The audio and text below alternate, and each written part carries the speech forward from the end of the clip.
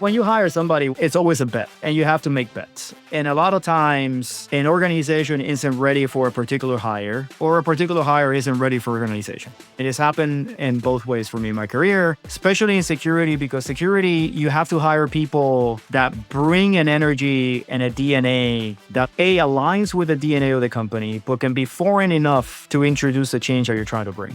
And that's always very difficult to drive. And yeah, sure, I've had my share of bad hires, but ultimately ends up being about what does organization need? What are we trying to achieve? Welcome to Signal to Noise by Riviera Partners, the podcast where leading executives share how they cut through the noise and act on what matters most. We go beyond the headlines to explore the pivotal decisions, opportunities, and inflection points that define their careers and shape the future of the companies they led. It's time to cut through the noise and get to the signal. Welcome to Signal to Noise. This is a special occasion for us here at Riviera. We have a past placement who agreed to join us today, and it is none other than Emilio Escobar, rockstar CISO of Datadog. And Emilio has an incredible background, and we take a lot of pride in his experience. Emilio, is 2016 when we placed you at Hulu as a director of security. And it's been amazing to see your career grow, and so happy to have you today. Thanks for having me. It's been quite a while. Time flies. Yeah. Well, just jumping into it, Emilio, lots going on right now in security, a lot going on in tech. You're at the forefront of a ton of interesting conversations. Right now, what signals are you paying attention to, and what noise are you trying to block out? Definitely. So a lot going on. And I think security has always had that element of being able to filter out the things that you don't necessarily care for, because there's just so much into it, especially in the vendor landscape. But the signal that I'm actually keeping a close look into and tuning into is I'll be remiss to say if I didn't say AI. I think there's definitely a lot with it. It's also a signal that I'm also tuning out, and I can explain. So I will say AI for both. So why am I paying attention to it is it's a lot of where the innovation is happening is there. Like I said, I think there's a lot of promise in what AI can do, specifically in all elements of software development and infrastructure and all of that, and security. And I work for a company that is actively and heavily investing in AI as well. So I'll be doing a disfavor to my day job if I wasn't paying attention. However, I also think in security, there's a lot of noise when it comes to AI. Things like, bad actors are always going to use everything available to them, but just a focus on bad actors using AI and not a lot of focus on defenders using AI, or AI security implementations that aren't necessarily what I think are going to make people tick and where the needs are. So it's a little bit of both. It's how much investment is being made in AI, what is growing, what is building, what are people using, what are people trying to do, what gaps there are internally for my team or any other CISOs I talk to as we're also building products. And then what are the things about AI that just don't make sense right now to me? And I definitely don't want to keep or make myself busy with any of that. All makes sense. The topic of conversation with anyone in tech right now, the landscape's changing so fast, especially in security. What in your background or what collection of experiences in your background has prepared you for this moment to be able to lead your teams and lead the industry as security pros figure out what's important in this age of AI? I don't know if I can pinpoint a particular skill. I think it starts with curiosity. So I'm an engineer as a background. I have a software development background. I don't come from the traditional audit or IT space. I don't know that there's anything wrong with it, but I've always been curious about how things are built, as I also have built software and still do. And whenever I have free time, I have a few hobbies where I'll work on an own little app here and there. So I think it's been that curiosity that A, got me into security, but B, has kept me busy as an engineer and as I've grown as a leader. So that always desire to learn, get into the code and the bits and bytes of things, I think helps me a lot here at Datadog, but also just in general to stay close to what's happening in the space. And I also try to talk a lot to other people about how they're seeing the problems and how they're dealing with the problems. So having a network of CISOs has helped me, like-minded and not like-minded, has helped me understand how the world sees these problems and whether I can give feedback and go, aha, this is where I think people are talking to. So I use that as a feedback loop internally for what we should build for, where we think people's problems are and how we can help solve. But then again, as a technologist, just curious about how people are struggling with technology and where these other companies are building things that align with those problems as well. So, you see the boom of things like Cloud Code and Gemini and Cursor and all these things that are coming out of there. It's exciting that we are close enough to live in a world where the programming language that you need to know is your human language or whatever natural language it is, whatever language you speak. And even seeing companies that are getting funded that are building chatbots for non-English speaking countries as well is really exciting to see. And I think what AI is causing is sort of that boom in technology everywhere in the world, where before you will see it concentrated in the US and some parts of Asia and some parts of Europe, now is sort of being developed across the entire world. So that's super exciting. Switching gears just a bit, it's obviously a pivotal moment in tech right now, but focusing back on you, what's been a pivotal moment in your career, in your leadership journey? How did you navigate it? And what came from that pivotal moment? I think if I were to look back at a few pivotal moments of my career where it's turned the way I see the world or the way I carry myself and maybe have become stepping stones for me in my career is I want to go back to when people have given me honest and blunt feedback. Like you said, you guys placed me at Hulu. Hulu was an interesting place to join. When I joined, it was a really small team. The program was pretty nascent. And Hulu was heavily investing and working on the live TV offering that they were working on launching. And it's, one of the first things that any security leader should learn, and I think I have a blog post about this, is what do you do in your first 90, 120 days and what have you? And I lived through that, right? And it was ideally, I learned the hard way that the best thing for it, and I just met with a co-founder of a company that asked me, like, what should I expect a CISO to do in the first couple of months? And I'm like, the best performance indicator that I should expect from a CISO or a security leader to do in the first 6-9 months or whatever is shut up and listen. And so I think so Hulu had a bunch of pivotal moments, and same thing at Datadog, but I remember Hulu coming in hot, right? I just got my first, you're going to lead the entire program role. You might say I walked in with a chip on the shoulder, which was actually direct feedback that one of who ended up being my boss for a while. And then I grew and then ended up being a peer at Hulu, gave me. And I remember coming in hot and saying, well, we have all these security things that we need to do and we need to work on. And the CTO back then said, like, okay, what do you want? Tell me something I don't know. Right. And I was like, well, like, what do you mean? And that was when I realized, like, okay, they hired me for a reason. Then they hired me to just put the problems in front of them. But B, I started thinking about, like, okay, what are the top problems that people are concerned about at this point? And security may not be it, right? And it's totally fine. That's when I got to accept and realize that security may not be it. And there were a lot of things that at Hulu weren't built that were needed, especially for a live TV offering, that then I started to think about, wait, but if I help build this is how the security program benefits indirectly or directly. So then I spent a lot of time and energy doing that. So I work with colleagues and partners on building things like monitoring of the environment, observability, visibility. Ironically, I ended up at Datadog after that, but it's problem management. How do we actually know when things are going bad? Like, how do we react to an outage and things of that nature that ultimately I said, well, if stuff hits the fan in security and we're not good at solving a reliability issue, we're definitely not going to be good at solving a security issue. So I started helping with that in whatever way I could. I remember being active on incidents that have nothing to do with security just to see how people were doing it and how the storm started to eventually how the things actually became a little bit smoother and calmer. And then I was like, okay, here's where I can interject security here and there. So I think that was one pivotal moment. Then followed by that direct feedback that I said of, like, you got a chip on your shoulder, you need to tone it down. And once I toned it down, it was more of a partnership model. Then things sort of escalated for me there. They did all getting promoted to VP and all of that. But usually what I think back is finding the people who are willing to give you the feedback and taking that feedback and actually internalizing it, not just dismiss it as somebody who doesn't like you or something like that. Same thing at Datadog, where, again, it's been 5 years already, but when I joined the team and the function was much, much smaller, now it's a lot bigger and we've combined SRE and security and all of that. Like, we've actually done some interesting things, but it's been relying on people who I know are way smarter than me to tell me, this is what we need to do, first of all, and also here's where you can improve, and being able to take on that and realizing that at Hulu and at Datadog, every day has the day where I've done my function at the biggest scale ever in my career. meaning I don't have all the answers, and it's okay to try things and make mistakes, and leading a function that has that mindset as well.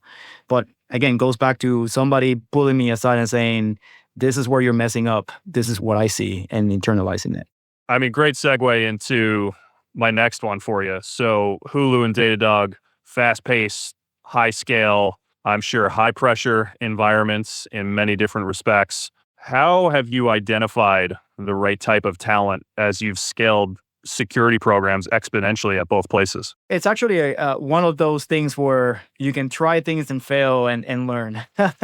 When you hire somebody, it's always a bet, right? Like you have to make bets. And a lot of times an organization isn't ready for a particular hire, or a particular hire isn't ready for organization, right? And it's happened in both ways for me in my career, especially in security, because security, you have to hire people that bring an energy and a DNA that aligns with the DNA of the company, but can be foreign enough to introduce the change that you're trying to bring. And that's always very difficult to drive. And yeah, sure, I've had my share of bad hires, but ultimately ends up being about what does organization need? What are we trying to achieve? And who do I believe brings that DNA that's going to make it happen, right? Execution is everything, in my opinion. Like right now in this podcast, I'm saying a lot of words, but at the end of the day, results are what matters, in my opinion. So people will say a lot of things, can act one way on the interview. It's always very difficult to know how somebody's going to act. Second to it is, in these two companies where it's hyperscale, high growth, you may be able to work fine 1 year or 2 years. And after that,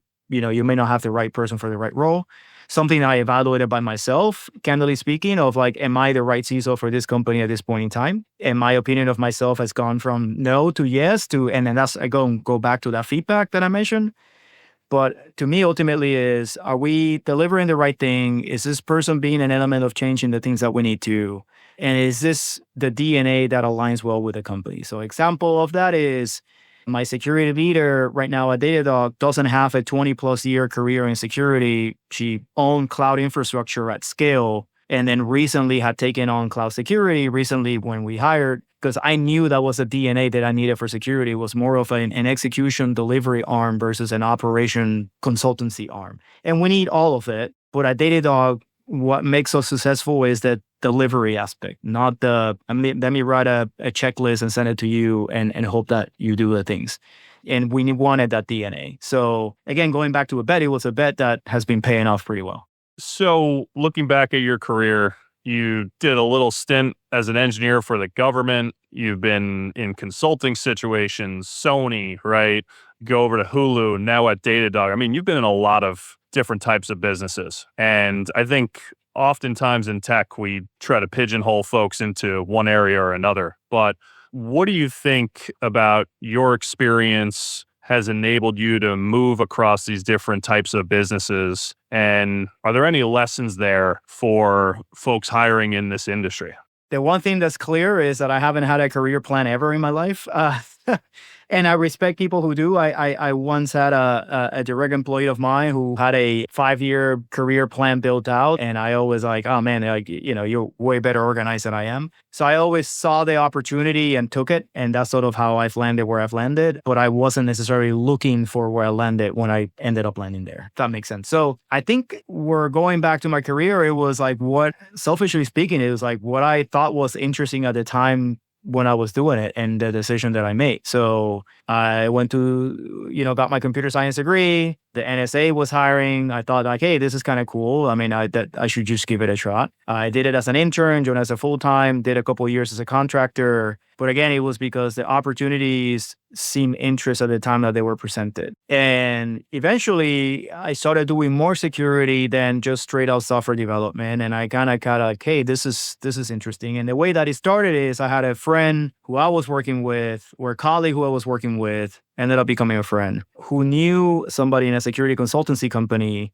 and they knew they were looking for software developers who knew how to break code and break apps and help them with some assessments. So I started doing that as a subcontractor while also having a day job. And I'm like, hey, I'm getting a hang of this. I think I'm pretty good at it. And this is fun. You get to find things and then walk the customer through what you found and recommend solutions and things like that. It got a little disappointed when like a year later you will find the same things, but that's just part of the course. And then so there's like, hey, we're actually looking to hire you full time. Are you interested? I'm like, yeah, I can see myself doing this for a while, because you get to, what I wanted out of my career was get exposed to all kinds of companies. And that's what consultancy did. I had customers that were super large enterprises to 20 people startups. And I got to see how software development was done in all these different places and what the concerns were and how they were able to solve the problems, right? Some places were like so much red tape to just get a line of code change, even though this line of code was the thing that was like allow me to get a bunch of stuff that I shouldn't have. While other places moved too fast, but then they were like, okay,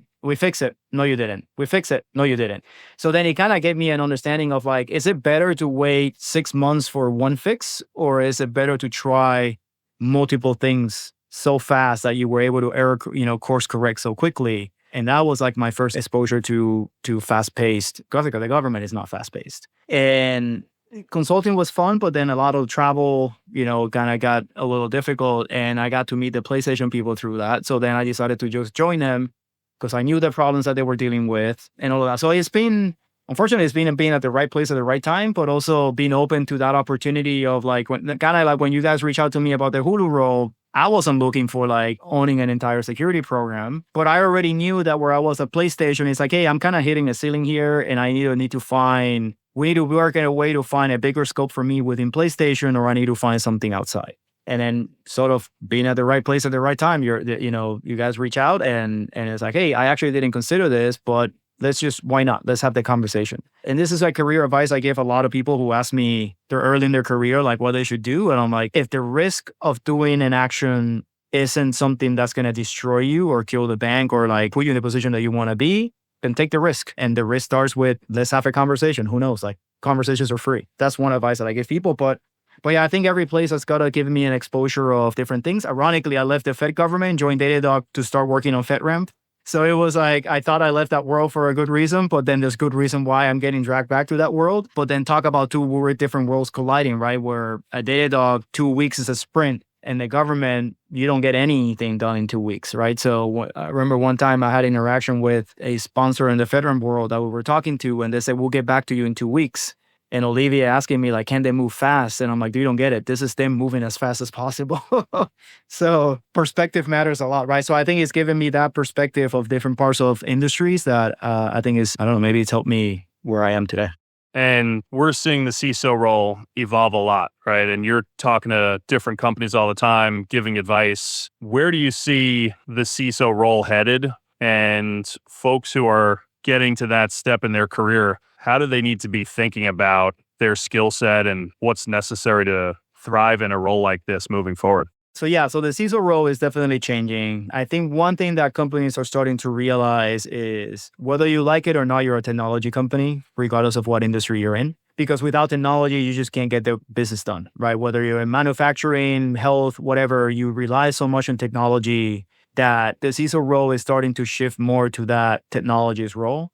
But you can't just be a straight up technologist guru and not be able to talk other problems, right? So there are two changes happening with the CISO role. One of them is, in my opinion, is shifting more towards like, we want somebody, and this is what I see and hear from founders and CEOs when they ask me for advice on CISOs, is they want somebody who can actually align really well and guide them, not speak bits and bytes, depending on where you are that may be needed, but mostly is advising the business what is a good technology strategy if you're aligning with the CIO, if there's one, or the CTO, for how do you carry forward this technology plan in a way that's safe, right? As safe as it needs to be. I think it's really the caveat, right? Because the safest thing is to not do anything and then you don't take on any risk.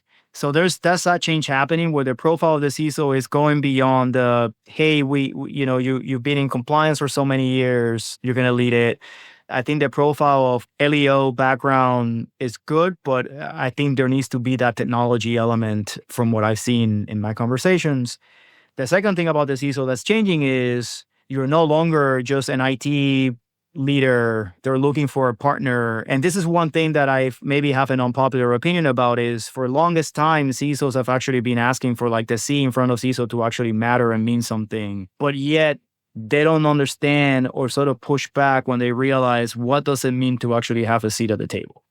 And the perfect example of this was when the SEC came out with potential liability for CISOs, and there was a lot of uproar about it. Now, granted, the Fed did it in a way that the Fed did it, which wasn't the best way to do it, and that's how they operate, and they start here and then slowly start getting to where they need to be in time. But the biggest uproar that I saw was like this pushback against liability. And my conversation and my comments, which were not popular back then and probably still not, is, well, welcome to the C-suite. The CFO is liable for accounting errors. So is the CEO. Why shouldn't a CISO who's part of the C-suite also not be liable for negligent decisions on the risk management? I think that was the starting point of me realizing, this is where the role is also going towards. But then internally in my conversation with Datadog, and then, like I said, when I talk to the CEOs, they're looking for a partner, not just looking for somebody to be like, you think about security and nobody else is. It's from a security mindset, help us think about the business in general and how we should structure it, where should we drive it, how do we think about geographical expansions and things like that is becoming a huge part of the role as well.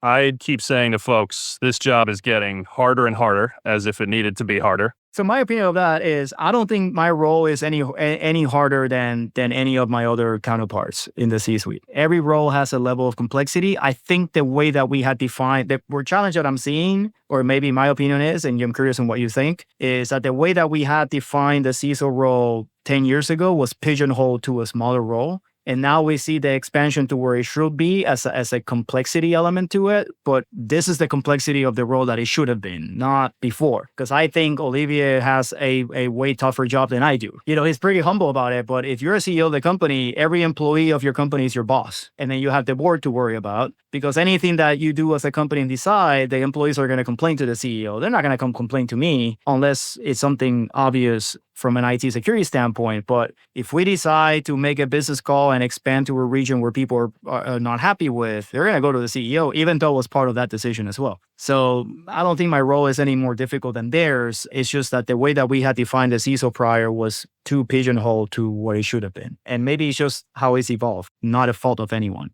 And I think maybe the talent base has a little catching up to do to the new expectations, because I think across the board, people want folks who are more technical than maybe the CISOs of 7, 8, 10 years ago.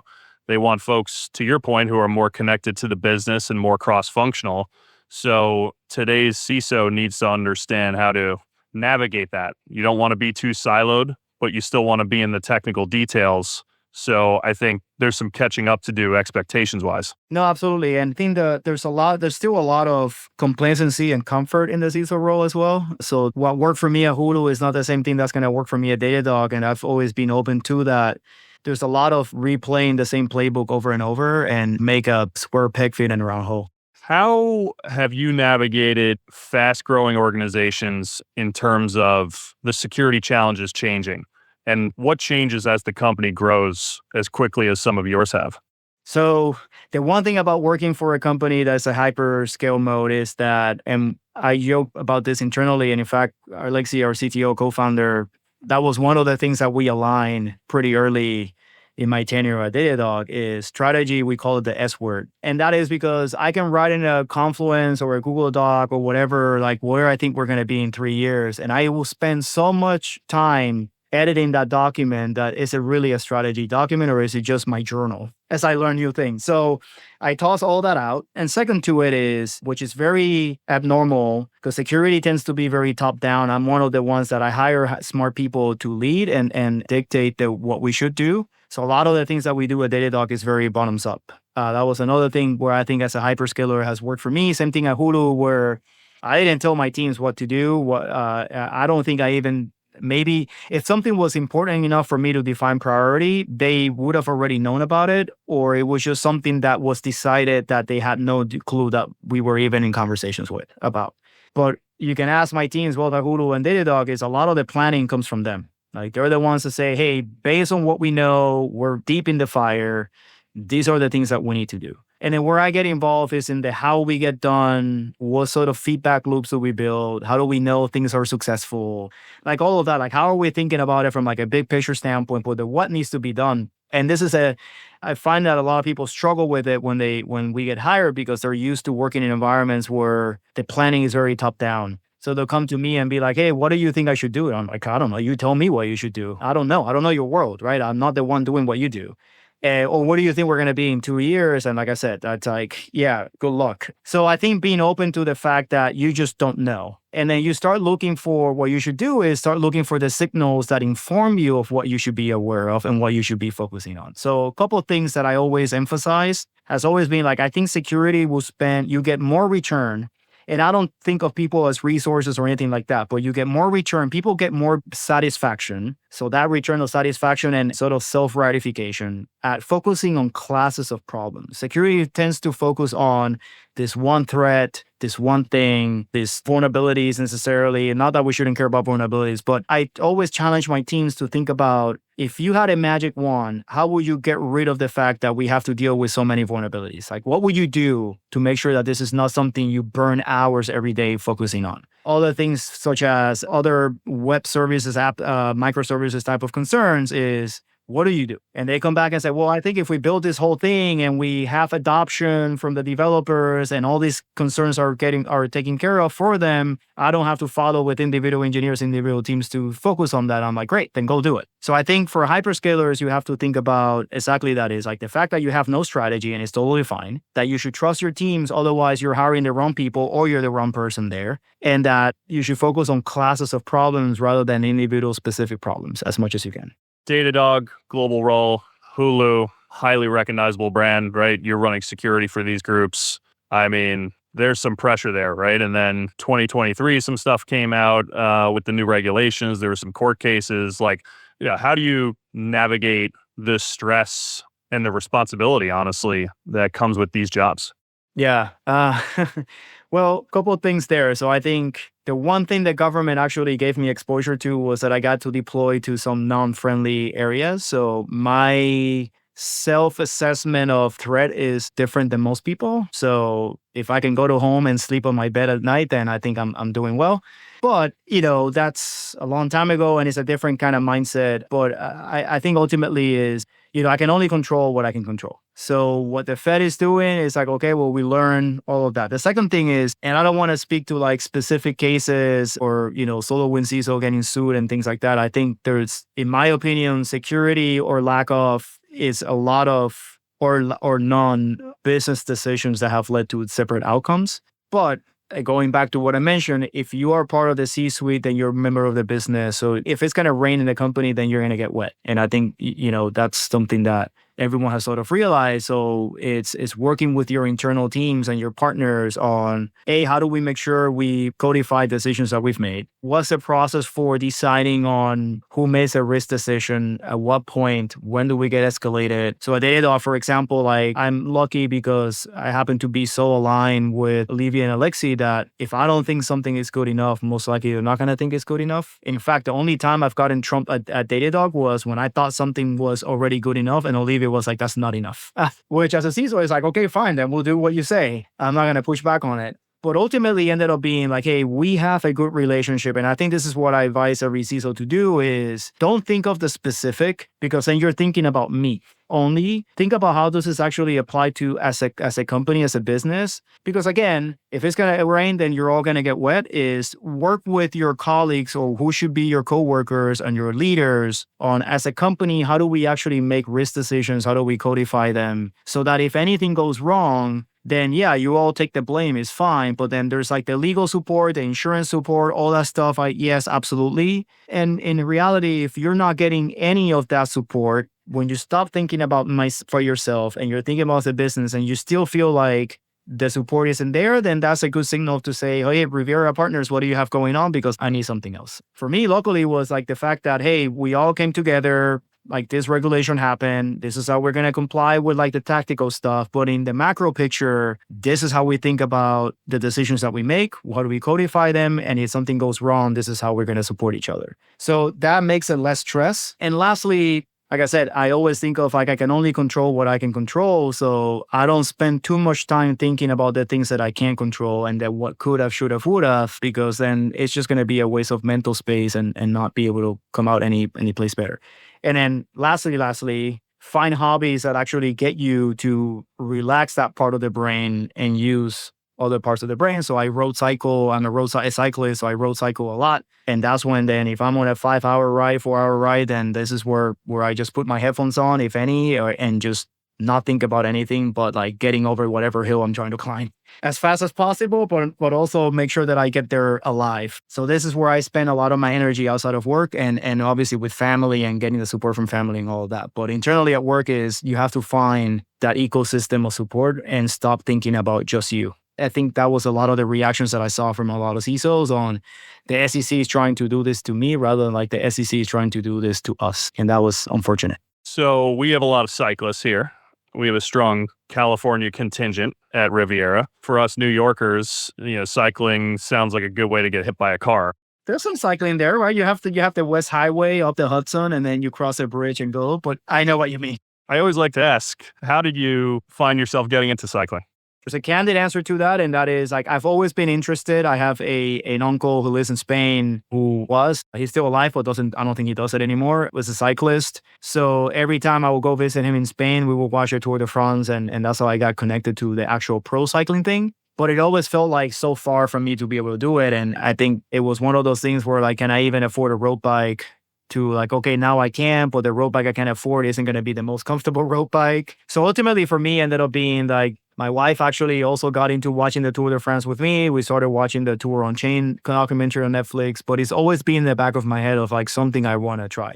I grew up playing soccer, so endurance sports was always a thing. I got to the point where I couldn't run as well as I could before. My knees and my ankles were like hurting a lot. Now I could probably train to get better, but I think for me, it's like I broke my ankles a few times playing soccer, that to the point where they would just give away pretty easily. So it was starting to be like, okay, I enjoy the sport, but I can see that the end of me being able to play the sport at a level that I'm comfortable with. I'm super competitive when it comes to sports. So if you put me in a soccer field and give me your ball, you're going to see an entirely different version of me. The first time my wife, back then girlfriend, or not even girlfriend, we were dating, saw me play soccer, I almost got into a fight with another guy. So it's a different thing.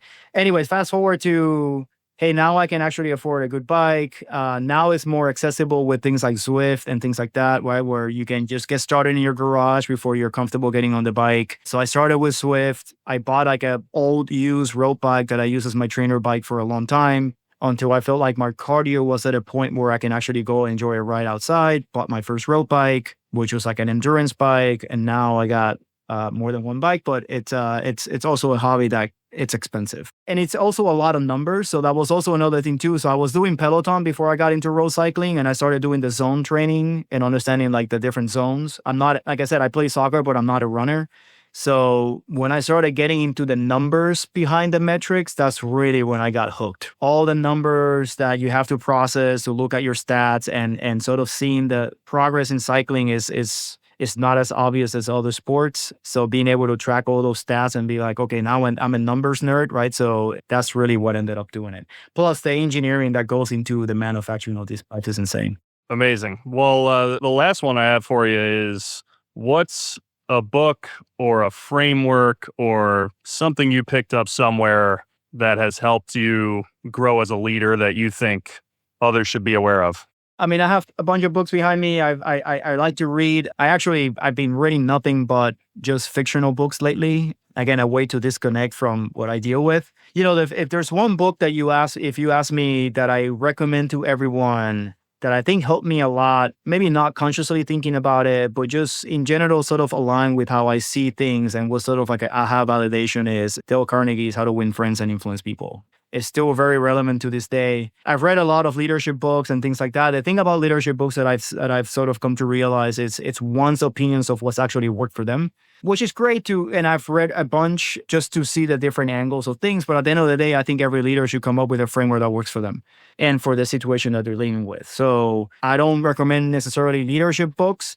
There are two books that I recommend is How to Win Friends and Influence People and The Culture Map, if you work for an international company. That one was really interesting to see and just read the data on how different cultures communicate, having already had to deal with and manage people from different cultures or teams in different regions. Especially at Datadog, when I worked for two French co-founders, it was like, perfect. This is like straight up them in a book. And I've talked to them about it. But I think those two books I recommend, definitely the Dale Carnegie one as a starting point.